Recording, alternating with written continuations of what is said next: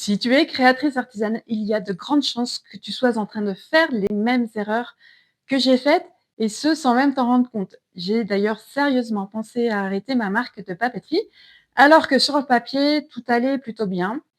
J'avais des clientes, du trafic, une base, email, du SEO, bref, pas mal de choses, en place et avec le temps, je me suis dit: «Est-ce que ça vaut quand même vraiment le coup de continuer?» Le problème, c'est que, j'ai fait des erreurs qui m'ont freinée dans les ventes, mais aussi au fur et à mesure dans ma motivation et aujourd'hui, j'avais envie de faire un petit topo pour te montrer, que moi aussi, il y a des petites couilles dans le pâté et quelles sont les 5 erreurs principales que j'ai, rencontrées. Si tu ne me connais pas, je suis, Claire, coach e-commerce et marketing et j'accompagne les créatrices artisanes à vendre dans leur boutique en ligne depuis 2019 et en 2023, j'ai eu envie de repasser de l'autre côté de la vente en ligne. J'ai donc lancé ma marque de papeterie qui s'appelle Popbiz.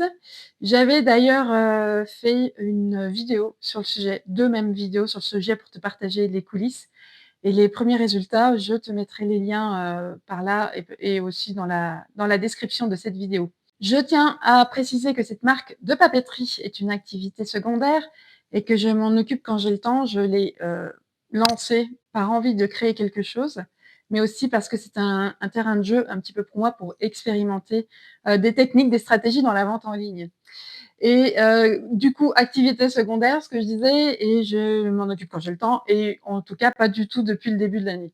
J'ai lancé en fait Popbiz en fin 2023 avec une idée très claire. Je voulais créer des outils de papeterie pour aider les entrepreneurs, les entrepreneuses à s'organiser, à structurer leur business, à passer à l'action.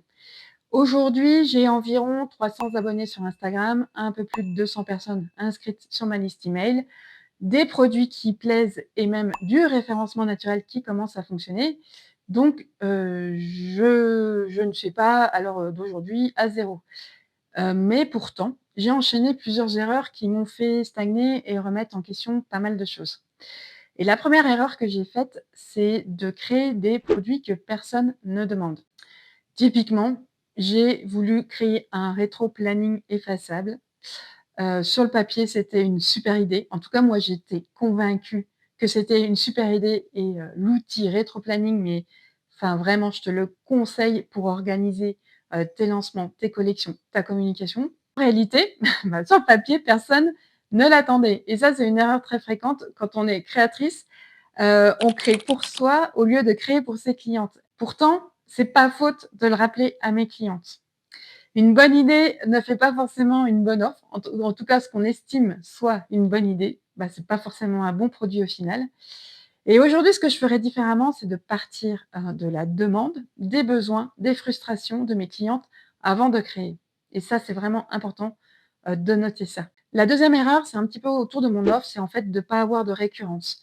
Je m'explique. Mon produit principal, quand j'ai lancé Postbiz, c'était de proposer un agenda organiseur. Le problème, tu vois bien, l'agenda, c'est un produit qu'on achète une fois par an.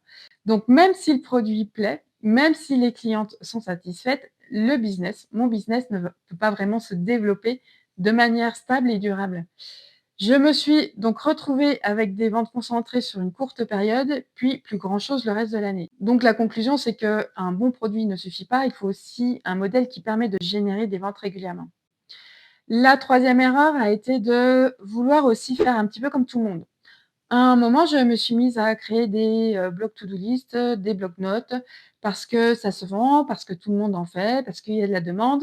Mais du coup, je suis devenue une marque parmi d'autres. Et quand tu ressembles à tout le monde, tu deviens complètement invisible sur internet.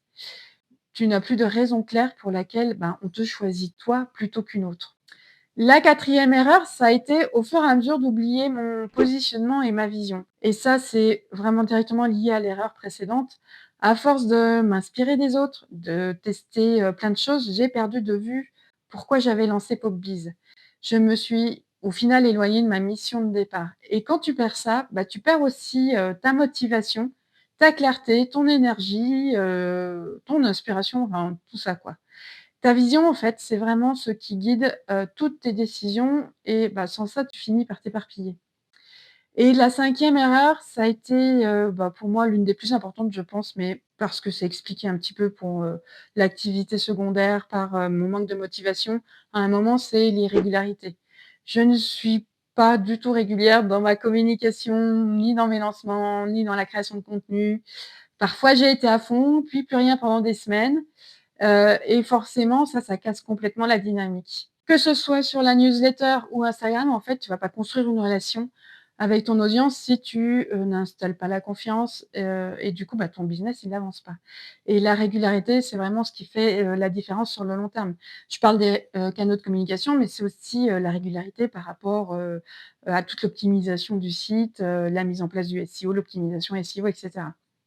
Alors oui, en début d'année, je me suis vraiment posé la question, d'arrêter parce que, je manque de temps, je manque d'énergie et que j'ai eu l'impression aussi de beaucoup stagner, de plus savoir où j'allais. Mais j'ai préféré, ne plus communiquer du tout, ne plus rien faire, pour prendre une pause et prendre du recul et je me suis rendu compte d'une chose, en fait, c'est que, comme, je le disais, je ne pars pas de zéro. J'ai déjà une base, des produits qui plaisent, une audience et l'envie qui est quand même toujours là d'aider mes clientes à mieux s'organiser, à mieux piloter leur marque pour atteindre leurs objectifs et ça, c'est vraiment précieux. J'ai longtemps, pensé arrêter cette marque, mais au final non. Au lieu d'arrêter, j'ai décidé de faire quelque chose de différent.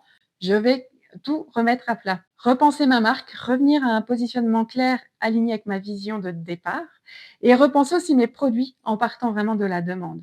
Créer une vraie stratégie avec de la récurrence et surtout, je vais essayer d'être un petit peu plus régulière. J'ai envie de documenter un petit peu toute cette nouvelle démarche, te montrer un petit peu les coulisses, les décisions, les tests, ce qui fonctionne et ce qui ne fonctionne pas. Donc si tu es créatrice et que tu veux développer ta boutique sans faire ces erreurs, pense à t'abonner et dis-moi en commentaire, est-ce que tu t'es reconnue dans l'une de ces 5 erreurs?